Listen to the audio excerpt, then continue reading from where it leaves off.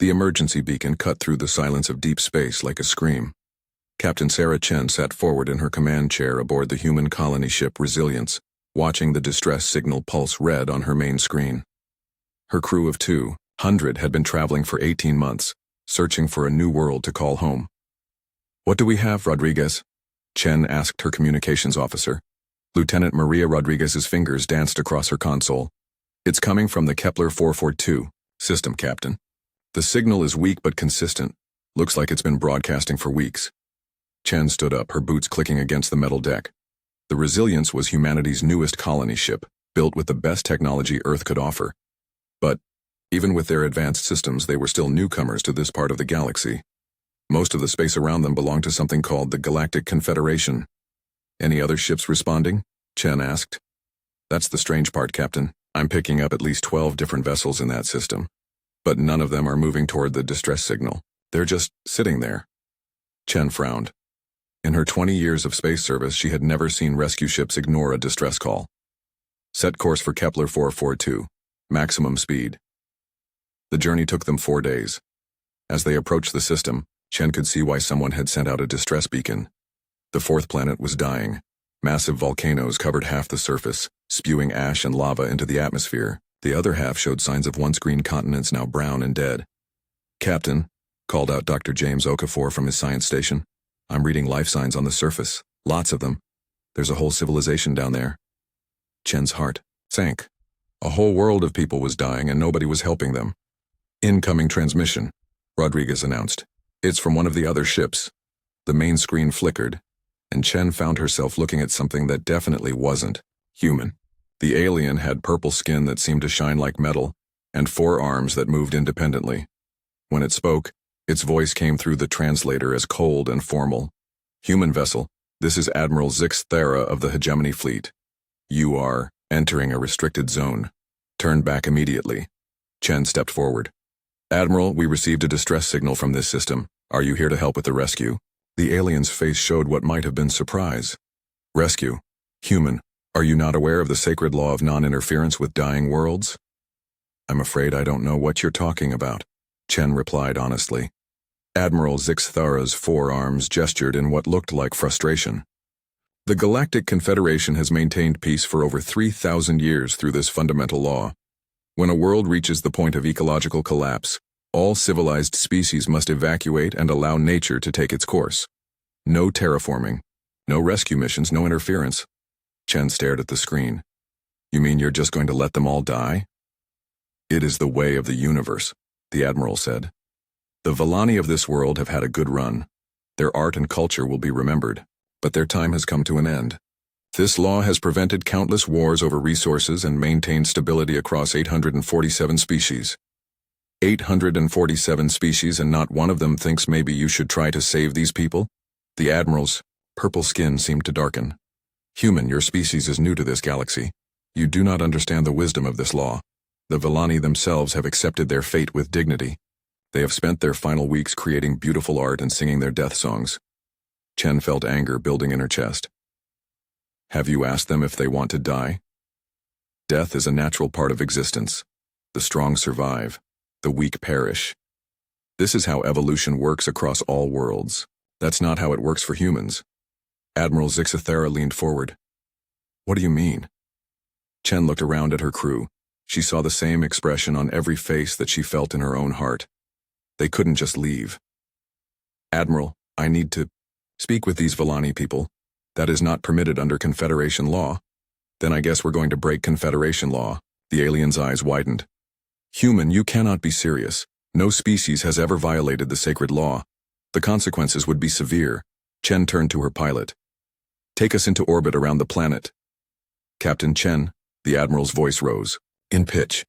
"I am ordering you to withdraw from this system immediately. If you interfere with the natural death of this world, the Confederation will consider it an act of war." "Then I guess we'll be at war." The connection ended, leaving Chen's bridge in silence. She could feel her crew looking at her, waiting for her to explain her decision. The truth was, she wasn't sure she could explain it in a way that made sense to an alien mind. "Rodriguez, can you reach the surface?" "Already working on it, Captain. I'm getting a response from what looks like their capital city. The screen flickered again, and Chen found herself looking at something beautiful and tragic. The Vani looked like living crystals in the shape of giant insects. Their bodies were translucent, with light flowing through them in patterns that seemed to match their emotions. The one on screen had cracks running through its crystal form, probably from the stress of their dying world. "Greetings, sky travelers," the Vani said in a voice like wind chimes. "I am Elder Veltara. We did not expect anyone to answer our beacon. The metal-skinned ones told us that the law of your people forbids helping the dying. We're not like the other species," Chen said. "My name is Captain Sarah Chen. We're humans, and we don't believe in leaving people to die when we might be able to help." The crystal being's light patterns shifted to what looked like surprise. "Help? But our world is beyond saving. The fire mountains have awakened across 3 continents. Our atmosphere grows more poisonous each day. In perhaps 20 rotations, all life here will end." Chen looked at Dr. Okafor, who was frantically scanning the planet's surface. He caught her eye and nodded slowly. It would be difficult, maybe impossible, but there was a chance. "Elder Veltara, what if I told you that we might be able to fix your world? Make it safe again?"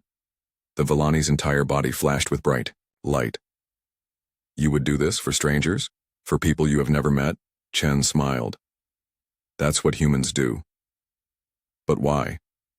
What do you gain from saving us?" The question caught Chen off guard. She thought about it for a moment, trying to put into words something that felt as natural as breathing. "Because you're alive. Because you don't want to die. Because you have children and art and dreams. Because if someone doesn't help, you'll all be gone forever. And because, well, because it's the right thing to do."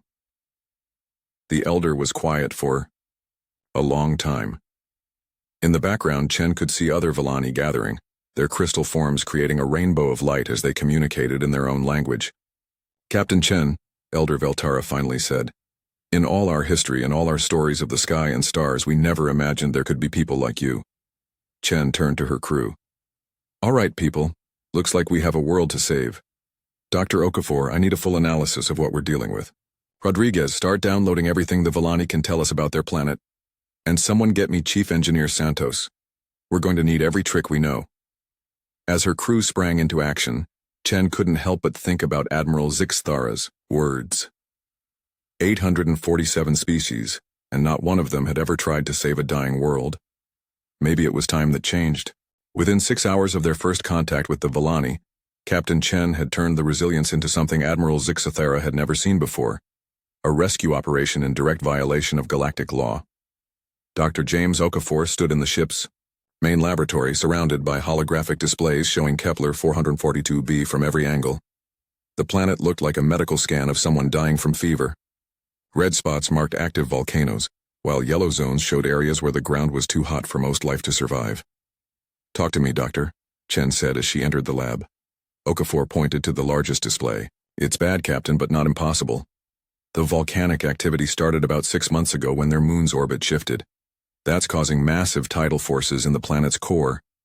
The good news is that it's not a natural event, something we can potentially fix. And the bad news? We have maybe 3 weeks before the atmosphere becomes completely toxic.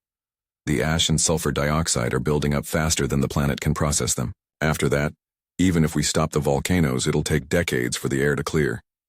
Chief Engineer Maria Santos stepped up beside them. She was a small woman with calloused hands and grease under her fingernails, but Chen had never met anyone who could make impossible things work. "I've been looking at their orbital mechanics," Santos said. "If we could nudge that moon back into a stable orbit, the tidal forces would decrease. The volcanoes should start calming down within days." Chen raised an eyebrow. "Nudge a moon? It's been done before. Humans moved asteroids back in the solar system. This would just be bigger." "How much bigger?" Santos grinned. "About 10 million times bigger." Dr. Okafor pulled up another display, showing the moon's current path. "The problem is time. Even if we could move the moon immediately, we'd still need to deal with all the poison in the atmosphere, and the Vani can't survive much longer in their current environment." Chen studied the displays, her mind working through possibilities. "What if we work on both problems at the same time? Santos, can you figure out how to move that moon with what we have? Okafor, start working on atmospheric cleaning. I want options for getting the poison out of the air fast." Both officers nodded and went back to work. Chen was about to leave when Rodriguez's voice came over the comm system. Captain, we're getting another transmission from Admiral Zixathara. Put it through down here. The purple-skinned alien appeared on the lab's main screen, and Chen could see that more ships had arrived behind the Admiral's vessel. At least 20 different ship designs filled the space around Kepler 442b. Captain Chen, the Admiral said, I see that your ship has begun launching survey probes toward the planet. This is your final warning. Cease all operations and withdraw from this system. Chen crossed her arms. Admiral, with respect, these people are dying. We're going to try to help them. You do not understand the consequences of your actions. The sacred law exists for good reasons. In our history, wars have been fought over dying worlds. Species have gone extinct fighting over the resources needed to save planets like this one. The law brings peace. Your law brings death. Admiral Zixathara's forearms gestured sharply. One world, Captain. One world dies so that 847 species can live in peace. This is the mathematics of survival. That's not mathematics, Chen said. That's just giving up. The Admiral leaned forward, her metallic purple skin catching the light. What you call giving up, we call wisdom. Captain, your species is young. You have not seen the wars we have seen. You have not watched entire star systems burn because two species wanted the same resources. Chen looked around at her crew, all of them working frantically on solutions to save the Vani. Maybe we haven't seen those wars because we don't start them. Maybe instead of fighting over who gets to save a world, species should work together to save it. Impossible. It has never been done. Everything's impossible until someone does it. The Admiral's expression changed to something that might have been confusion. Your species makes no logical sense. Why would you risk war with the entire Confederation for people you met 6 hours ago? Chen thought about the question. It was something she had been asking herself since they arrived. Admiral, let me ask you something. When you were young, did anyone ever tell you stories? Stories? Yeah. Tales about heroes and adventures, about people who did the right thing even when it was hard. The Admiral's forearms moved in what looked like uncertainty. All species have cultural narratives. In human stories, the heroes don't walk away from people who need help. They don't calculate whether it's logical or safe. They help because that's what heroes do. But those are just stories. Chen smiled. Maybe that's the difference between humans and everyone else. We never learned that stories aren't supposed to come true. Before the Admiral could respond, Chief Engineer Santos called out from her workstation. Captain, I think I've got something. We can't move the moon with our ship alone, but what if we use their moon's own rotation against it? Chen turned to Santos. Explain. Santos pulled up a holographic model showing the moon's orbit. We plant a series of controlled explosions along the moon's surface, not to destroy it but to change its spin. Like putting English on a pool ball, the change in rotation will alter its orbital path over several days. Will it work? Honestly? I have no idea, but it's our best shot. Dr. Okafor looked up from his own work. Captain, I've got preliminary results on atmospheric cleaning. We could seed the upper atmosphere with modified algae, stuff that eats sulfur dioxide and converts it to oxygen. The Vani atmosphere is actually perfect for it. But we'd need to manufacture millions of tons of the stuff. Chen turned back to Admiral Zixathara. Admiral, we're going to save this world. You can either help us or get out of our way, but we're not leaving. The Admiral stared at her for a long moment. Captain Chen, you are about to commit the greatest violation of galactic law in recorded history. The Confederation will have no choice but to stop you by force. Then that's what they'll have to do. The transmission ended, leaving the lab in tense silence. Chen could see the worry on her crew's faces. They all knew what they were up against. The Confederation had hundreds of ships and technology far beyond what humanity possessed. Captain, Rodriguez said quietly, are we really going to fight the entire galaxy? Chen looked out through the lab's viewport at the dying planet below. She could see the lights of Vani cities, millions of crystal beings going about what they thought were their final days. Children who would never grow up, artists who would never finish their work, families saying goodbye forever. Rodriguez, send a message to all human ships in this sector. Tell them what we're doing, and ask for volunteers. Anyone who wants to leave can go now. No questions asked. And if they all decide to leave? Chen turned back to the displays showing volcanic eruptions across the planet's surface. Then we'll save this world by ourselves. Over the next several hours, 3 more human ships arrived in response to Rodriguez's message. The cargo vessel, Determination, the research ship Innovation, and the mining vessel Perseverance. Chen smiled when she saw their names. Humans had always been good at naming things after the qualities they hoped to embody. Elder Veltara contacted them again as the human ships began moving into position around the planet. The Vani leader's crystal form seemed brighter than before, hope flowing through the patterns of light in their body. Captain Chen, our scientists have been studying your proposals. They say what you plan is impossible. Probably, Chen agreed. We're going to try anyway. Why? Your admiral friend spoke. Truly, this will likely start a war. Your people will suffer for helping us. Chen looked at the beautiful crystal being on her screen. Elder Veltara, can I ask you something? If the situation were reversed, if our world was dying and yours could help, what would you do? The elder was quiet for a moment, light swirling through their crystalline form. Before today, I would have said we would follow the law. We would let your people die with dignity. But after seeing humans, I think I would want to be like you. I think I would want to try. Then you understand why we're here. Chen turned to her crew. Santos was already suiting up for a trip down to the planet's surface to plant the explosives that might save the moon's orbit. Dr. Okafor was working with the ship's fabrication units to create the atmospheric cleaning algae. Rodriguez was coordinating with the other human ships, turning their small fleet into a rescue operation. Outside, Admiral Zixathera's ships waited, 20 vessels against 4. The odds were impossible. Chen smiled. She was starting to like impossible odds. The first explosion came at dawn on the second day. Chief Engineer Maria Santos had worked through the night, placing charges across the surface of Kepler 442b's moon.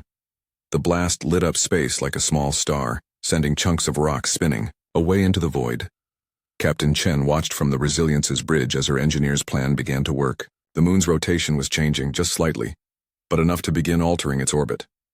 Santos to Resilience, came the chief's voice over the comm. First charge successful. The moon's spin is increasing by 0.3%. Moving to position 2. Acknowledged, Chief. Be careful down there.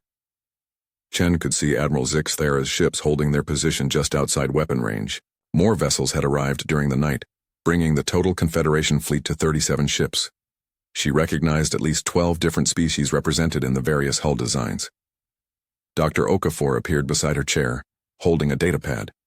Captain, we've got the first batch of atmospheric scrubbers ready. The Innovation is preparing to seed the upper atmosphere, but we need more time to manufacture enough algae to make a real difference. How much time? At least a week? Maybe 2.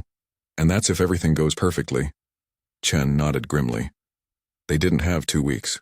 According to their scans, the Vani had maybe 10 days before their atmosphere became completely unbreathable. Incoming transmission, Rodriguez announced.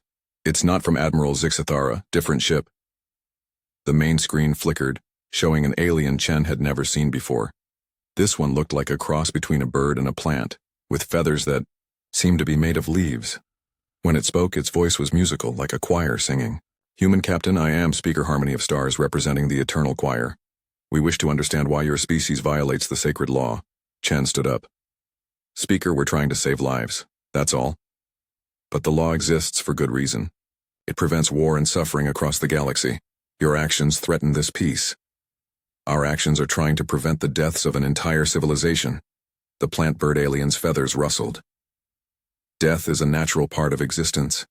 The Eternal Choir believes that all things must return to the cosmic harmony in their proper time. By interfering, you disrupt the universal balance. Chen felt her patience wearing thin. Speaker, with respect, that's easy to say when it's not your world dying. Before the alien could respond, another transmission came through. This time, the screen split to show multiple species at once. Chen recognized Admiral Zixathera, but the others were new.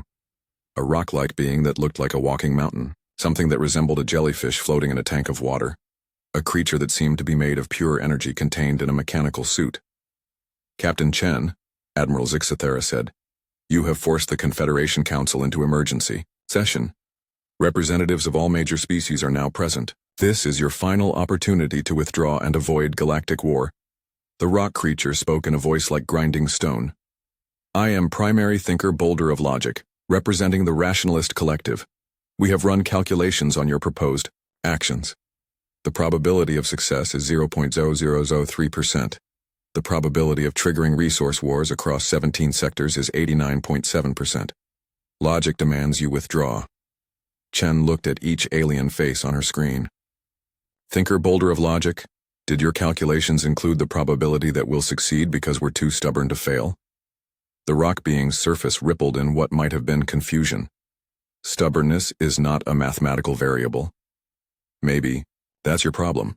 The energy being in the mechanical suit spoke next, its voice crackling with static. Captain Chen, I am Conduit Prime Current, representing the Machine Collective. Our analysis shows that your species operates on emotional, rather than logical imperatives. This makes you unpredictable and dangerous. Dangerous to who? To the established order.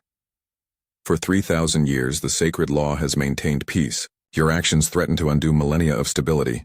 Chen smiled grimly. Sometimes stability is just another word for letting bad things happen without fighting them. Another explosion lit up the moon's surface as Santos detonated the second charge. The moon was visibly beginning to wobble now, its orbit shifting, incrementally toward stability. Dr. Okafor's voice came over the comm. Captain, the atmospheric seeding is working. We're detecting a 3% decrease in sulfur dioxide levels in the northern hemisphere. But we need those manufacturing facilities online to scale up production. Keep working on it, Doctor. Elder Veltara's face appeared in a corner of the screen, the crystal being having somehow tapped into the Confederation's communication channel.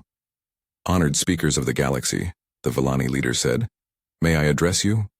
Admiral Zixthera's forearms moved in irritation. The Vani have no voice in Confederation law. You are a dying species. Perhaps, Elder Veltara replied, but we are not dead yet, and these humans have shown us something we had forgotten. They have shown us hope. The Eternal Choir's speaker ruffled its leaf feathers. Hope is an illusion when death is inevitable. Is it? Elder Veltara's crystal form began to glow brighter. 3 days ago we were preparing for the end of our world. Our children were saying goodbye to their parents. Our artists were creating final works. We had accepted death as inevitable. But then these strangers arrived, and they saw not inevitability, but possibility. Primary thinker boulder of logic's rocky surface shifted. Possibility is not the same as probability. No, Elder Veltara agreed. Possibility is better. Possibility means that sometimes impossible things happen. And that is what humans bring to the galaxy. They bring possibility where everyone else sees only the end. Chen felt something tighten in her chest as she listened to the Vani elder speak. Around her, her crew continued their work with quiet determination. Santos was preparing the third explosive charge. Dr. Okafor was working with the innovations crew to increase algae production. Rodriguez was coordinating supply runs between the 4 human ships. Captain, Rodriguez said quietly, I'm picking up something interesting. Several of the Confederation ships are receiving internal communications. It looks like there are arguments happening on multiple vessels. Chen looked at the fleet of alien ships surrounding them. Arguments about what? Can't decode most of it, but I'm getting keywords that translate to young voices and old laws, and something that might mean, maybe. They're right. Admiral Zixthera seemed to notice the same thing. Her purple skin darkened as she turned away from the communication screen to address someone off camera. Chen could hear raised voices in the background, though the translator couldn't make sense of the hegemony language. When the Admiral turned back, her expression had changed. Captain Chen, the Confederation demands that you cease operations immediately. If you do not comply, we will be forced to use military action to stop you. Admiral, Chen said, we're not stopping. These people don't deserve to die just because your law says they should. The law is not mine alone, it belongs to all civilized species. Then maybe it's time for a new law. The transmission from the Confederation ships ended, leaving Chen's bridge in tense silence. Outside she could see the alien fleet beginning to move into attack formation. Captain, Dr. Okafor called from his station. I'm reading massive energy buildups from 12 of the Confederation ships. They're charging weapons. Chen looked around at her crew. They were outnumbered more than 9 to 1, facing the combined military might of nearly 1,000 civilizations. Any reasonable person would surrender now and hope for mercy. All ships, this is Captain Chen, she said into her comm. Confederation forces are preparing to attack. Any human vessel that wants to withdraw is free to do so. No shame in leaving. This isn't your fight if you don't want it to be. The bridge fell silent as they waited for responses. The cargo ship Determination was the first to answer. Determination to resilience. Captain Murphy here. We didn't come this far to watch people die. We're staying. The research vessel Innovation was next. Captain Williams reporting. My crew voted. We're with you. Finally, the mining ship Perseverance chimed in. Captain Torres here. We've got the biggest guns and the thickest armor. We'll take point. Chen felt pride swell in her chest. 4 human ships against 37 alien vessels, and not one of them was backing down. Santos, she called to her chief engineer. How many more charges do you need? 3 more should do it, Captain. But I need at least 6 hours. Chen looked at the Confederation fleet moving into attack position. You'll get your 6 hours, Chief. Count on it. She turned to Rodriguez. Send a message to Elder Veltara. Tell them to get all non-essential Vani into the deepest shelters they have. This is about to get rough. As if summoned by her words, Admiral Zixathera's face reappeared on the main screen. Behind her, Chen could see the bridge of a massive warship bristling with weapons. Captain Chen, this is your absolute final warning. Stand down, or we will fire upon you. Chen straightened her uniform and looked directly into the Admiral's eyes. Admiral, if you want to stop us from saving these people, you're going to have to shoot us. And I promise you, we won't make it easy. The Admiral's expression showed something that might have been regret. So be it. The first energy beam hit the Resilience like the fist of an angry god. Captain Chen was thrown from her chair as the ship shuddered under the impact. Emergency lights bathed the bridge in red as damage reports flooded in from all sections. Hull. Breach on deck 7, Rodriguez called out, blood running from a cut on her forehead. Sealing emergency bulkheads now. Chen pulled herself back into her captain's chair. Through the main screen, she could see the massive Confederation fleet bearing down on their small group of human ships. Energy weapons lit up space like deadly fireworks. Return fire, Chen ordered. All weapons, target the lead ships. The Resilience wasn't built for war, but like all human colony ships, it carried defensive systems. Their plasma cannons were designed to clear asteroids and space debris, but they would work well enough against alien hull plating. Perseverance taking heavy damage, came Captain Torres's voice over the comm. They're concentrating fire on us. We can't take much more of this. The mining ship Perseverance was indeed taking a beating. Its thick armor had saved it so far, but Chen could see sections of hull glowing red-hot under the alien assault. The ship was still fighting, its heavy mining lasers carving chunks out of an attacking hegemony cruiser. Santos, Chen called to her chief engineer who was still on the planet's moon. How much more time do you need? At least 4 hours, Captain. The 3rd charge is planted, but I need to get to the far side of the moon for the final ones. 4 hours. Chen looked at the tactical display. The Confederation had 37 ships to their 4, and more arriving every hour. The humans were outgunned, outnumbered, and fighting a losing battle. But they weren't giving up. Innovation, to all ships, came Captain Williams's voice. We've got a problem down on the planet. The increased volcanic activity from the moon's shifting is causing massive earthquakes. The Vani evacuation centers are collapsing. Chen's heart sank. Even if they won this battle, even if they saved the planet's atmosphere and stabilized the moon, it wouldn't matter if the Vani died in earthquakes while they were fighting. Dr. Okafor, she called to her science officer. Can we do anything about the seismic activity? Okafor was working frantically at his station, blood from a head wound staining his console. Not from up here, Captain. Someone would need to go down to the surface and set up seismic dampeners around the major population centers. Another massive impact shook the Resilience. This time, the lights went out completely for several seconds before the backup power kicked in. Captain, Rodriguez, said her voice tight with pain. I'm getting reports from the surface. Elder Veltara is saying that thousands of Vani are trapped in the collapsed shelters.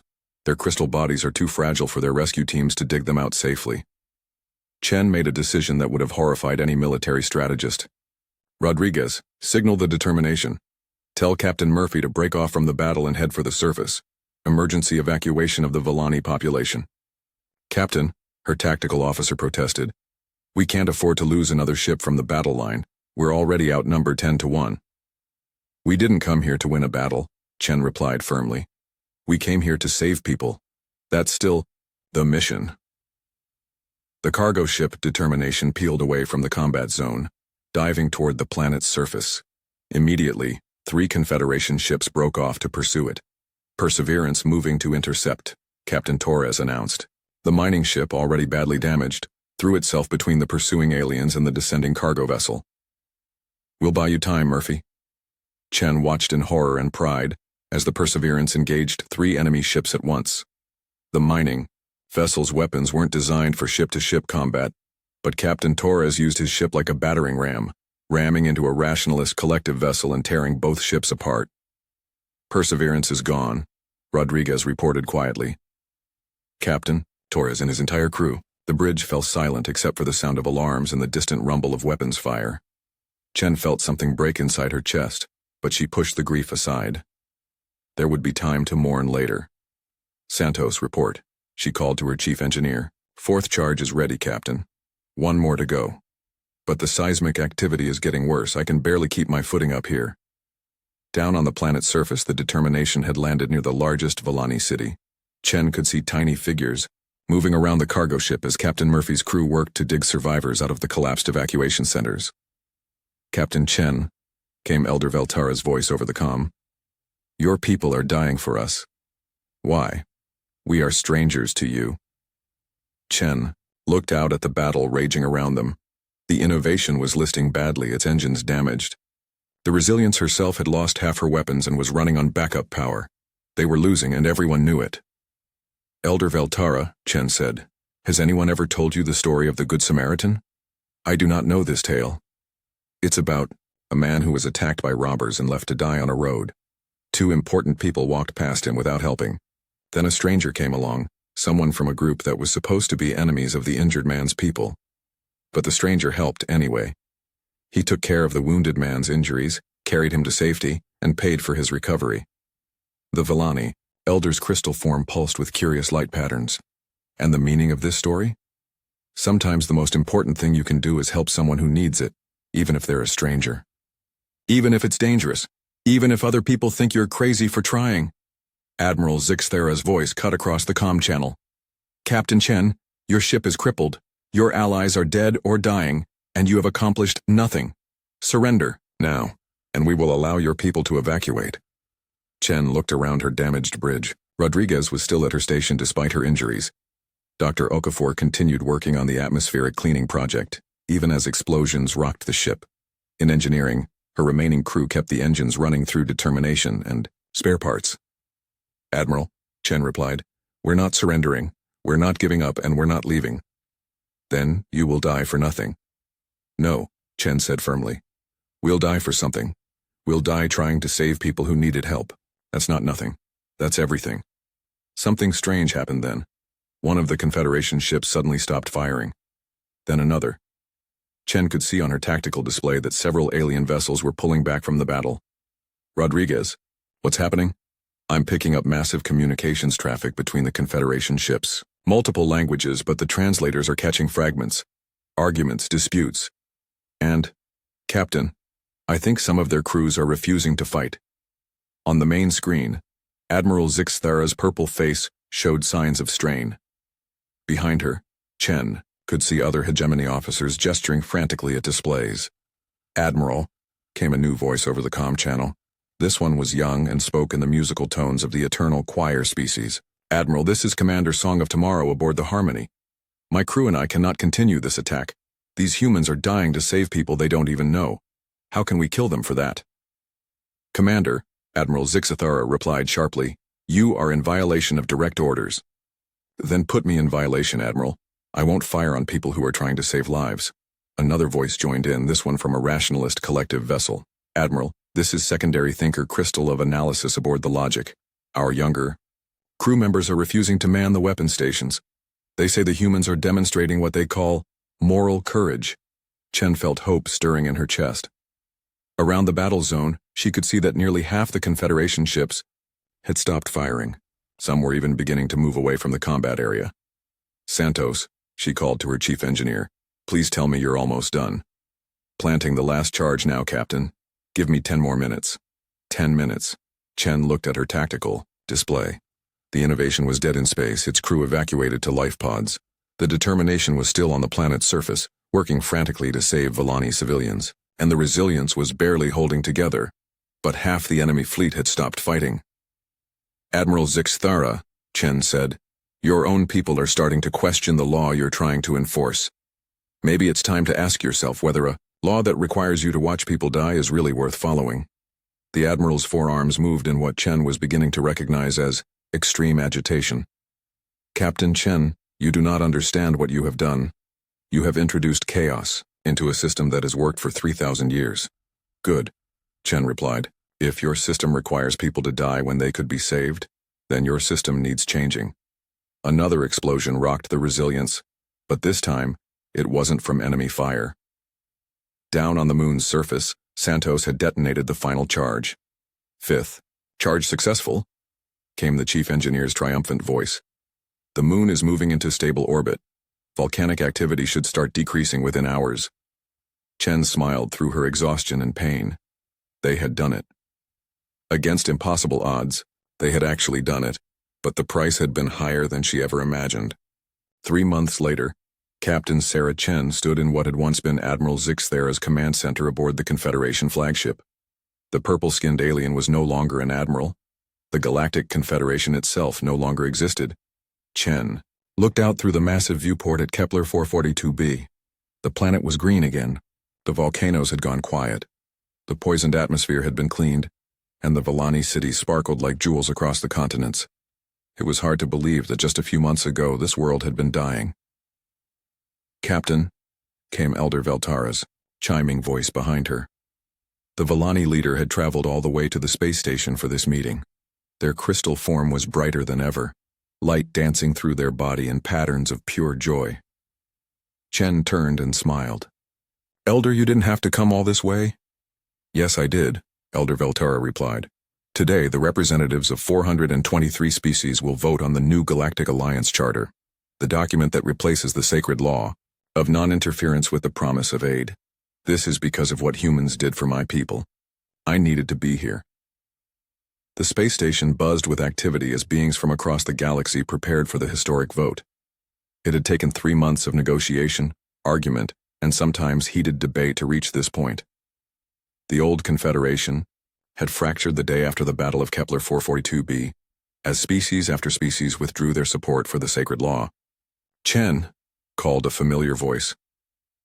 The former Admiral Zix Thera approached them, but she looked different now.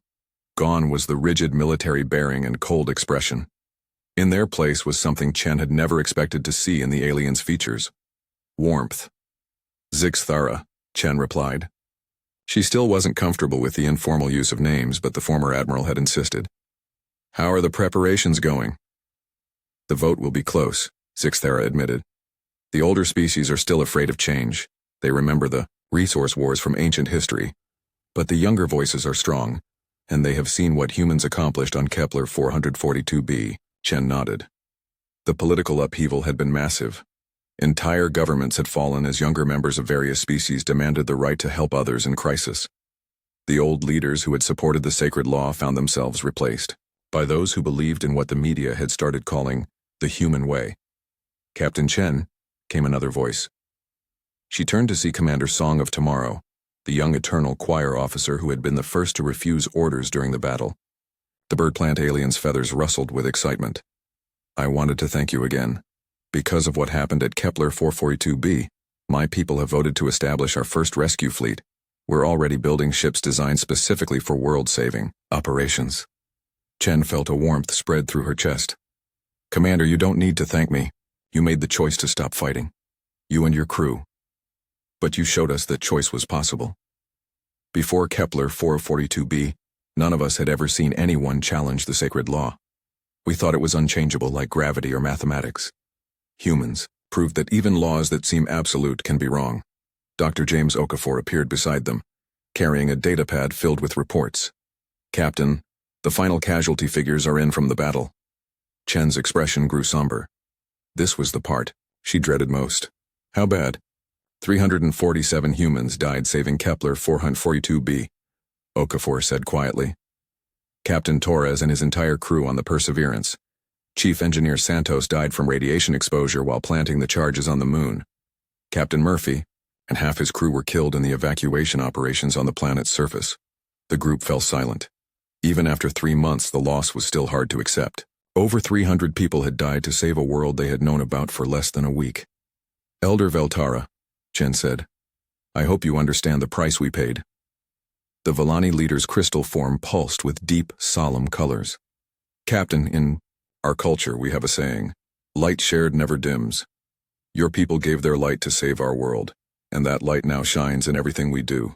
We will never forget. Zixthara placed one of her 4 hands on Chen's shoulder. Captain, in hegemony culture, we have always believed that the strong survive and the weak perish. But watching humans at Kepler 442b taught us something new. Sometimes the strongest thing you can do is choose to protect the weak, even if it costs you everything. Chen looked around at the aliens surrounding her. 3 months ago, they had been enemies, representatives of a system that demanded she abandon the Vani to die. Now they were something she had never expected. Friends, allies, partners in building something better. Captain Chen, came an announcement. Over the station's communication system, please report to the main assembly hall. The vote is about to begin. The assembly hall was massive, designed to accommodate representatives from hundreds of different species. Chen took her place in the human section, which had grown considerably over the past 3 months as more of Earth's colony ships arrived to join what they were calling the rescue fleet. The current speaker was a rationalist collective representative, called Primary Thinker Wisdom of Ages.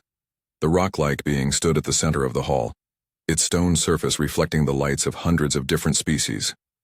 Representatives of the galaxy, the speaker said in its grinding voice. Today, we vote on the most significant change to galactic law in recorded history. The proposed Galactic Alliance Charter would replace the sacred law of non-interference with a new mandate. Any species with the capability to aid a dying world is not only permitted, but encouraged to do so. A murmur ran through the assembled crowd. Even now, even after everything that had happened, some species were still afraid of change. The question before us, the speaker continued, is whether we will continue to allow worlds to die when they might be saved, or whether we will embrace what humans have shown us, that sometimes the impossible is just another word for difficult. The debate lasted for hours. Old voices spoke of the wisdom of tradition, the danger of resource wars, the chaos that would result from abandoning established law. But younger voices spoke louder, telling stories of Kepler 442b, of humans who died to save strangers, of possibilities they had never imagined before. Finally, the moment came for the vote. Species after species cast their ballots. The results appeared on massive displays around the hall, green for support of the new charter, red for opposition. For a long time, the vote was too close to call. Then the final tallies appeared. 423 species had voted. 227 voted green. 196 voted red. The Galactic Alliance Charter had passed by 31 votes. The hall erupted in celebration. Chen felt tears running down her face as beings from across the galaxy cheered, sang, and celebrated in hundreds of different ways. The sacred law of non-interference was dead. In its place was something unprecedented in galactic history, a promise to help. Elder Veltara appeared beside Chen's seat, their crystal form blazing with light. Captain, do you know what this means? Chen wiped the tears from her eyes. It means no one else has to die alone. It means humanity has changed the galaxy forever. Chen looked around the celebrating hall. She could see Zixthara arguing excitedly with other former Confederation officers about building rescue ships. Commander Song of Tomorrow was already talking to human engineers about atmospheric cleaning technology. Throughout the hall, species that had never worked together before were making plans to save worlds. Captain, came Dr. Okafor's voice over her comm device. We're getting reports of distress signals from 17 different systems. Ships are already volunteering for rescue missions. Chen smiled. Doctor, it looks like we're going to be busy. The good kind of busy, Captain. As the celebration continued around her, Chen thought about Chief Santos, Captain Torres, Captain Murphy, and all the others who had died at Kepler 442b. They had given their lives to save one world. But their sacrifice had done something more than that. They had changed the galaxy's entire understanding of what was possible. 3 days later, the first joint rescue mission launched from the new Alliance headquarters. 12 ships from 7 different species, heading for a dying world in the Vega system. Leading the fleet was a human vessel with a familiar name, the Resilience II. Captain Chen stood on the bridge of her new ship, watching the stars ahead. Somewhere out there was a world that needed saving, people who thought they were going to die alone. They were wrong. All ships, Chen said into her comm. "This is Captain Chen. We have people to save. Let's show them what the galaxy can do when it works together." The fleet jumped to hyperspace carrying hope to the stars. Behind them, Kepler 442b continued to orbit its sun, green and alive. A testament to the idea that sometimes the most important laws are the ones that never should have existed at all. And across the galaxy, other rescue fleets were launching, crewed by beings who had learned a simple truth from humanity. When someone needs help, you help them. Everything else is just details. The sacred law was dead. The age of rescue had begun.